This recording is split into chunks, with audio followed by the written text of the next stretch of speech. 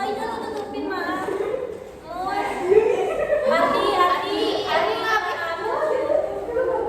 Sekadang. Assalamualaikum warahmatullahi wabarakatuh. Waalaikumsalam warahmatullahi wabarakatuh. Assalatu wassalamu ala asyrafil anbiya'i wal mursalin sayyidina Muhammadin wa ala alihi wa sahbihi ajma'in amma ba'du. Yang pertama-tama bila kita panjatkan puji dan syukur kehadiran Allah Subhanahu wa taala atas berkat dan rahmatnya kita bisa berkumpul di kelas ini dalam keadaan sehat walafiat. Dan tak lupa salawat dan salam kita curahkan kepada junjungan kita yakni Nabi besar Nabi Muhammad SAW. Yang terhormat pada Ibu Nini Kusmayanti Dewi SPD MPD selaku dosen pengampu mata kuliah Sejarah Peradaban Islam. Terus perkenalkan terlebih dahulu, saya Naila Nurnia Putri sebagai moderator pada presentasi kali ini, dan saya tidak sendiri, saya bersama teman-teman saya. Ada Cynthia Agustini sebagai presentator pertama, yang kedua ada Naila Laila Tunisa sebagai presentator kedua, yang ketiga ada Elsa Nur Cahyati sebagai pemateri ketiga, dan yang terakhir ada Salwa Sahara Sukirman yang sebagai pemateri terakhir. Oke, di sini karena kita tadi sudah mendengarkan materi dari kelompok sebelumnya itu tentang kerajaan Islam sebelum penjajahan Belanda. Nah, sekarang dari kelompok kita akan membahas tentang materi mengenai kerajaan-kerajaan Islam pada masa penjajahan Belanda. Pemateri pertama yang akan disampaikan oleh Cynthia Agustini, saya silakan. Baik, terima kasih kepada moderator telah memberikan saya waktu untuk menjelaskan mengenai kondisi kerajaan-kerajaan Islam di Indonesia ketika Belanda datang. Nah, menjelang kedatangan Belanda di Indonesia pada akhir abad ke-16 dan awal abad ke-17, keadaan kerajaan-kerajaan Islam di Indonesia tidaklah sama. Perbedaan keadaan tersebut bukan hanya berkenaan dengan kemajuan politik, tetapi juga dalam proses pengembangan Islam di kerajaan-kerajaan tersebut. Misalnya di Sumatera, penduduk sudah memeluk Islam di sekitar 3 abad, sementara di Maluku dan Sulawesi, penyebaran agama Islam baru saja berlangsung. Ketika Belanda pertama kali datang ke Indonesia sekitar akhir abad ke-16, kerajaan-kerajaan Islam telah tersebar di berbagai wilayah Nusantara dan berada dalam masa kejayaan atau sedang berkembang. Mereka memiliki kekuatan politik, ekonomi, dan agama yang cukup besar, terutama di wilayah pesisir yang menjadi pusat perdagangan. Beberapa kerajaan yang dominan saat itu yaitu Kesultanan Aceh, merupakan salah satu kerajaan Islam terkuat di Sumatera. Aceh sangat aktif dalam perdagangan internasional dan memiliki armada laut yang kuat. Saat Belanda datang, Aceh merupakan saingan utama Portugis dan VOC di Selat Malaka. Yang kedua, Kesultanan Banten, berada di Jawa bagian barat. Banten adalah pusat perdagangan lada dan memiliki hubungan dagang dengan bangsa Eropa dan Asia. Ketika Belanda tiba, Banten menjadi salah satu target awal VOC karena posisinya yang strategis.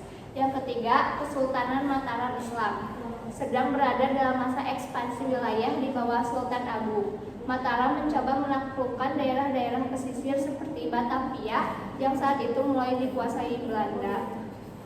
Dan yang terakhir, Kesultanan Ternate dan Tidore, terletak di Maluku. Kedua kerajaan ini merupakan penguasa utama perdagangan rempah-rempah. Mereka memiliki hubungan yang kuat dengan Portugis, Spanyol, dan kemudian Belanda. Saat Belanda datang, mereka terlibat dalam konflik perebutan pengaruh. Jadi saat Belanda datang, kerajaan-kerajaan Islam di Indonesia umumnya masih kuat dan terpengaruh, terutama dalam bidang perdagangan dan penyebaran Islam. Namun persaingan antar kerajaan dan ketergantungan pada perdagangan membuat mereka rentan terhadap campur tangan asing, termasuk Belanda yang akhirnya mulai menguasai wilayah satu persatu.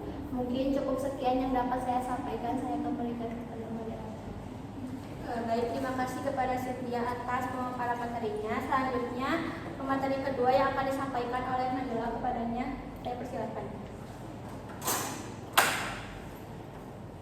Baik, terima kasih kepada moderator yang telah memberikan saya waktu untuk memaparkan materi mengenai latar belakang kedatangan Belanda. VOC, Hindia Belanda. Perkembangan dan pertumbuhan Islam di Indonesia menyebabkan berdirinya beberapa kerajaan Islam.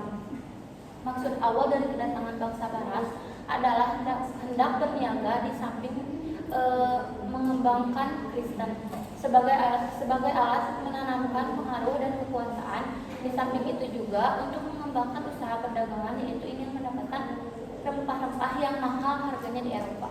Namun olehnya mereka melakukan tekanan dan paksaan sehingga Indonesia menjadi jajahan bangsa Barat atau Belanda 3,5 abad lamanya.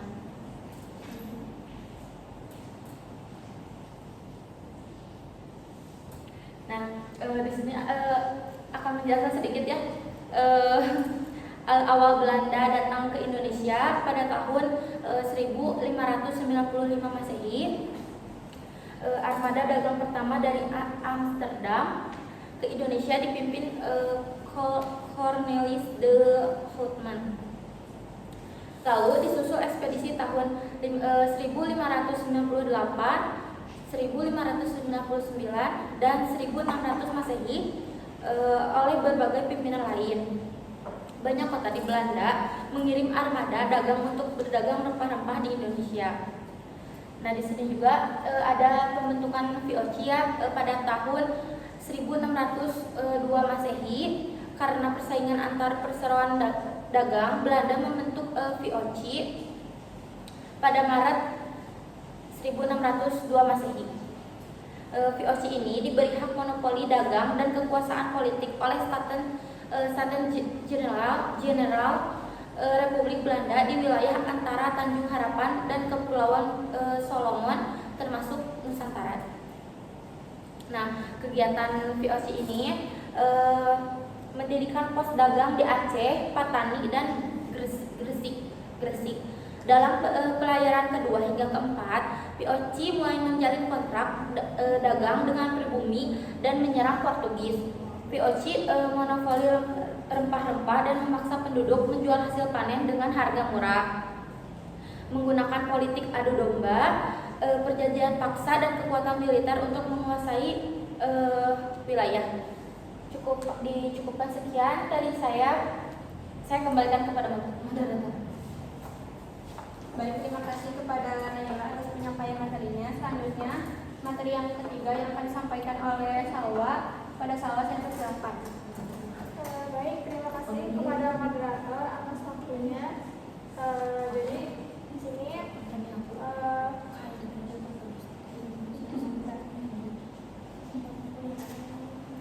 penetrasi politik dan politik Islam Hindia Belanda. Nah, jadi VOC sejak semula memang diberi izin oleh pemerintah Belanda untuk melakukan kegiatan politik dalam rangka mendapatkan hak monopoli dagang di Indonesia. Nah, oleh karena itu, VOC dibantu oleh kekuatan militer dan armada tentara serta hak-hak yang bersifat kenegaraan, mempunyai wilayah mengadakan perjanjian politik dan sebagainya.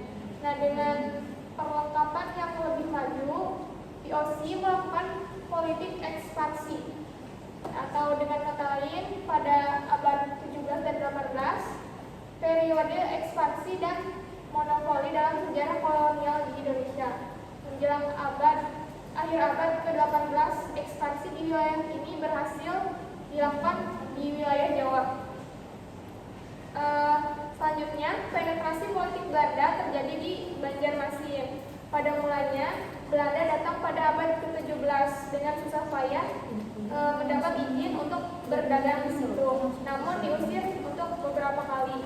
Nah, akhirnya Belanda mendapat izin dari Sultan Tahlilillah.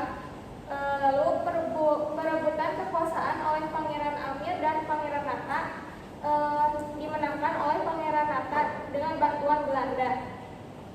Selanjutnya, Belanda membuat kekuasaan wilayahnya semakin besar dan kokoh. Nah, akhirnya secara de facto Belanda menjadi penguasa politik di Banjarmasin. Tadi tentang penetrasi perlawanan bangsa Indonesia. Nah, selanjutnya di sini ada perlawanan bangsa Indonesia terhadap penjajahan Belanda. Jadi yang pertama itu ada Perang Padri. Nah, Perang Padri ini salah satu bentuk perlawanan rakyat Indonesia terhadap penjajahan Belanda yang terjadi di wilayah Minangkabau, Sumatera Barat. Konflik ini berlangsung dari awal abad ke-19 dan memiliki latar belakang sosial, budaya, serta keagamaan yang kompleks. Pada awalnya, perang ini bukanlah konflik melawan penjajah, melainkan pertentangan antara dua kelompok dalam masyarakat Minangkabau, yaitu kaum Padri dan kaum Adat. Kaum Padri terdiri dari para ulama dan tokoh-tokoh agama yang bertekad memurnikan ajaran Islam dari pengaruh adat dan kebiasaan lokal yang dianggap menyimpang dari ajaran Al-Quran dan Sunnah. Nah, lalu yang kedua itu Perang Diponegoro atau dikenal juga sebagai Perang Jawa, merupakan salah satu perlawanan terbesar rakyat Indonesia terhadap penjajahan Belanda. Adapun latar belakang utama dari perang ini adalah campur tangan Belanda yang semakin dalam terhadap pemerintah Kesultanan Yogyakarta. Belanda tidak hanya mempengaruhi kebijakan politik dan ekonomi, tetapi juga menancapkan pengaruh budaya asing yang semakin lama itu mengikis nilai-nilai Islam. Lalu yang ketiga ada Perang Banjar, terjadi di Kalimantan Selatan sebagai bentuk perlawanan terhadap campur tangan Belanda dalam urusan internal kerajaan Banjar.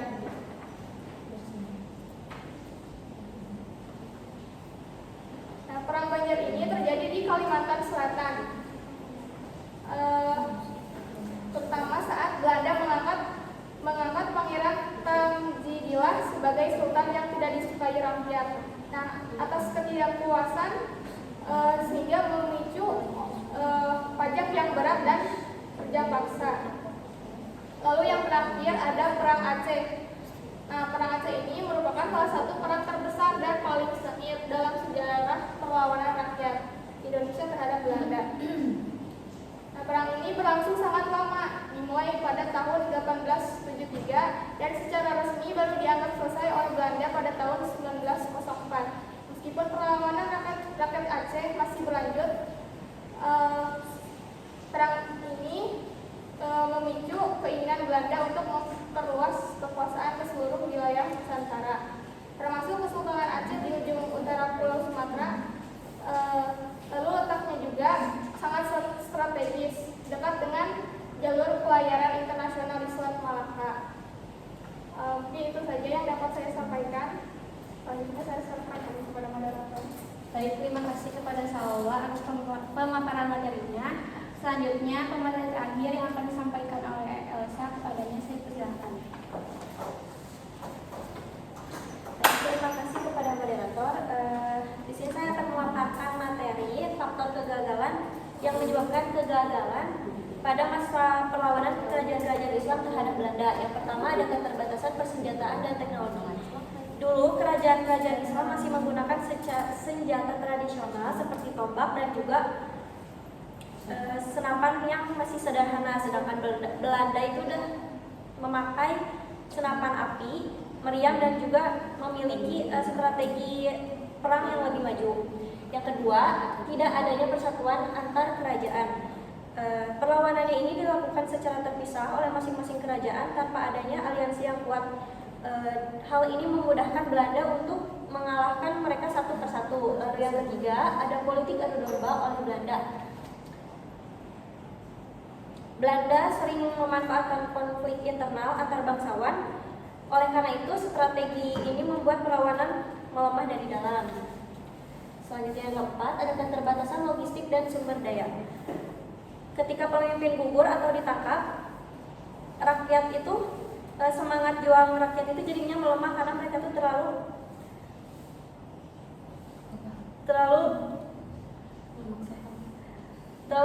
tergantung kepada pemimpin. Terus yang kelima ada keterbatasan logistik dan sumber daya.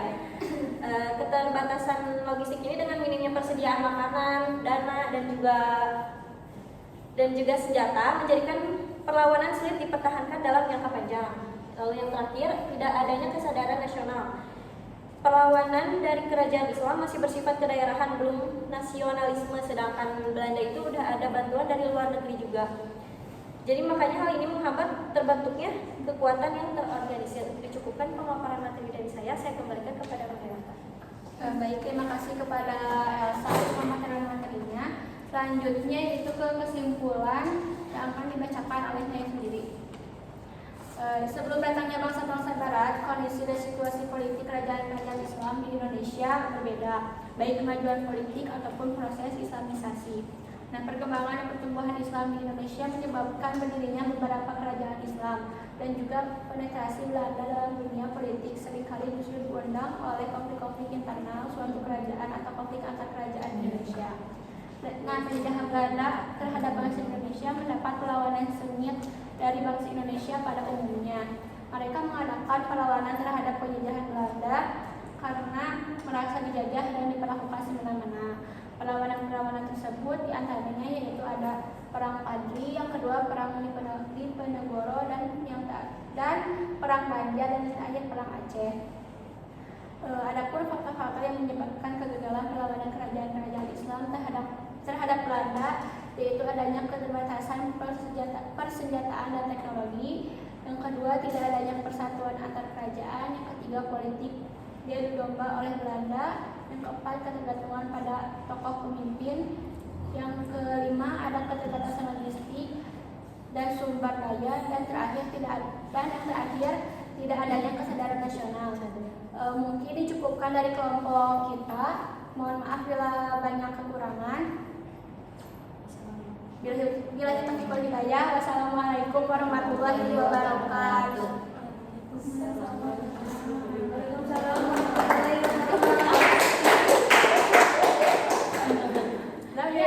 Terus iya mana 17 menit nih.